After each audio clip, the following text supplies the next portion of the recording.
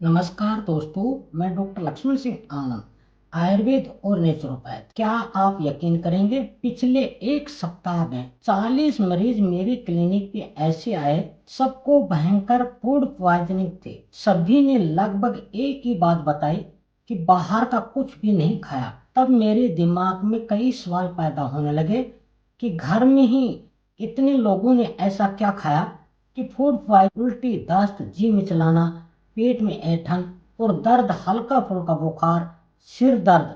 5 रोगी तो ऐसे थे कि उल्टी दस्त के कारण शरीर में पानी की कमी और उठने बैठने की हिम्मत तक भी नहीं थी। मैंने इन पांचों को किसी हॉस्पिटल में भर्ती होने की सलाह दी। दोस्तों, आज मैं इस वीडियो में अपनी निजी डायरी अनुभव की मोती से एक सच्ची घटना सुनाने जा रहा हूँ, जो किसी कहानी से कम नहीं। लेकिन ये कोई जासूसी कहानी नहीं, पर सच्ची घटना पर आधारित है। जब मैंने पूछा कि बाहर का क्या खाया पिया, तो हर किसी ने एक ही बात कही, बाहर का कुछ नहीं खाया। तो मैंने एक कागज पेन देकर पिछले 5 दिनों में जो खाया पिया है उसे कागज पर लिख दो। एक सादे कागज ने उस बीमारी का सारा राज खोल दिया, जिसे पकड़ना मुश्किल था। कैसे 40 में से 35 लोग बिना दवाई, बिना किसी एलोपैथी दवा के 5 से 8 दिनों में पूरी तरह से स्वस्थ हो गए। वीडियो को अंत तक जरूर देखिएगा, क्योंकि आज की ये सीख किसी की जान बचा सकती है। साथ ही आपसे भी एक सवाल, क्या आप भी बाहर का तला भुना रेहड़ी पटरी पर खाते हैं? आप अपने अनुभव कमेंट बॉक्स में जरूर लिखें। दोस्तों, गर्मियों का मौसम था। मेरी क्लिनिक पर एक के बाद एक 7 दिनों में फूड पॉइजनिंग के रोगी आने लगे, जिनको उल्टी, दस्त, पेट में मरोड़ था। सबसे बड़ी बात ताज्जुब की ये थी कि पूछने पर कि आपने क्या खाया पिया था, सभी का एक जैसा जवाब, बाहर का कुछ भी नहीं खाया पिया। तब मैं भी चक्कर में पड़ गया। पहले 3 से 4 रोगियों में कुछ भी समझ नहीं आया, लेकिन अब तो 2 रोगी ऐसे आए कि उल्टी, दस्त और पानी की कमी के कारण चल भी नहीं पा रहे थे। तब मैंने दोनों रोगियों को किसी बड़े हॉस्पिटल में जाने की सलाह दी। लेकिन फूड पॉइजनिंग के रोगियों का सिलसिला तो अब शुरू हुआ। 5 दिनों में कुल 40 रोगी फूड पॉइजनिंग के आ गए। उनमें से 5 रोगी अति गंभीर थे। मैंने उनको बड़े हॉस्पिटल में जाने की सलाह दी। जब मेरे पास इन 5 दिनों में रोगी आए, तो दूसरे हॉस्पिटल में कितने रोगी गए होंगे। मेरे पास लगभग सभी गरीब परिवार से थे। टोटल 35 रोगियों को एक सादा कागज पहन दिया। पिछले 5 दिनों में आपने जो कुछ भी खाया पिया, ईमानदारी से सब कुछ लिख दो। चाहे आपने एक गिलास पानी पिया या एक टॉफी खाई, पर लिखे हुए को काटना नहीं, बस लिखना है। बाद में कुछ नए याद आ जाए तो जोड़ सकते हैं। आप छोटी मात्रा या बड़ी मात्रा या कुछ गलत लिख दिया तो उसको काटना बिल्कुल भी नहीं है, पर लिखना जरूर है।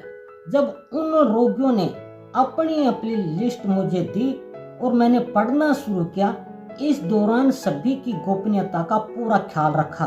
तब असलियत सामने आ गई।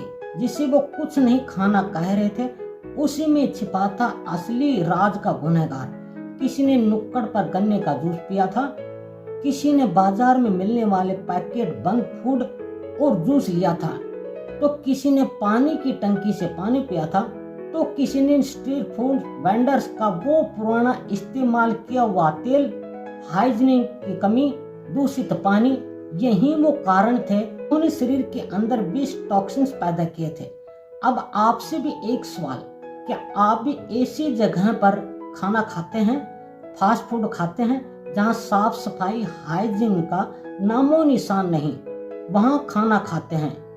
आप ईमानदारी से कमेंट बॉक्स में लिखें। असल में हम जो भी खाते हैं, हमारा शरीर तुरंत नहीं बल्कि कुछ दिनों बाद रिएक्ट करता है। दोस्तों, अब चुनौती थी इलाज की। मैंने भी तय किया कि इन्हें कोई महंगी दवाई के बोझ के नीचे नहीं दबाऊंगा, बल्कि प्राकृतिक चिकित्सा से प्राकृतिक शक्ति को जगाऊंगा। मैंने सभी के पेट पर मिट्टी की ठंडी पट्टी लगाई, पाचन को आराम देने के लिए फास्टिंग करवाई, एनिमा दिया, रात को घर में खाने के लिए आंवले का चूर्ण दिया और दिन भर नेचुरल पेय नारियल पानी और 3 से 4 लीटर पानी में 1 इंच अदरक का टुकड़ा कूटकर 8 से 10 तुलसी के पत्ते को पानी में 3 से 4 उबाल आने के बाद पीने की सलाह दी। पहले ही दिन 20 से 25% तक का आराम आ गया। दूसरे दिन भी मिट्टी की पट्टी एनिमा जलनेती कुंजल फिर से करवाई। दिन भर वही उबला पानी, नींबू पानी, नारियल पानी, थोड़ा थोड़ा खरबूज, तरबूज और पपीता खाने की सलाह दी। यही नेचुरोपैथी का ट्रीटमेंट दिया। अगले 5 से 8 दिनों में सभी बिल्कुल ठीक हो गए। शरीर से विषैले पदार्थ निकल गए। दोस्तों, इस घटना से हमें 3 सीख मिलती हैं। अपने खान पान के प्रति ईमानदार और सजग रहें।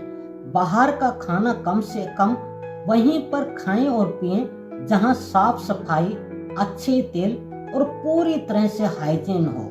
गर्मी के मौसम में बाहर टंकी आदि का पानी, जूस और खाने से ज्यादा खतरनाक हो सकते हैं। कई बार बंद डिब्बे के जूस या फूड पॉइजनिंग से भी समस्या हो सकती है। जूस तो पिए पर घर बनाकर पिए तो सबसे अच्छा तरीका। आप अपने शरीर में जो मर्जी ना डालें, मौसम के अनुसार फल, जूस, सब्जी आदि का सेवन करें। हमारा शरीर खुद को ठीक करने की क्षमता रखता है। बस यही सही दिशा और शुद्धिकरण की जरूरत होती है। अगर आपको ये जानकारी उपयोगी लगी हो तो इसे अपने दोस्तों और परिवार के साथ जरूर शेयर करें ताकि वो भी इस गर्मी में सुरक्षित रह सकें। अपने स्वास्थ्य से जुड़ी सच्ची प्रमाणित जानकारी के लिए वीडियो को लाइक और चैनल को सब्सक्राइब करें। आप अपना ख्याल रखें। नमस्कार, धन्यवाद।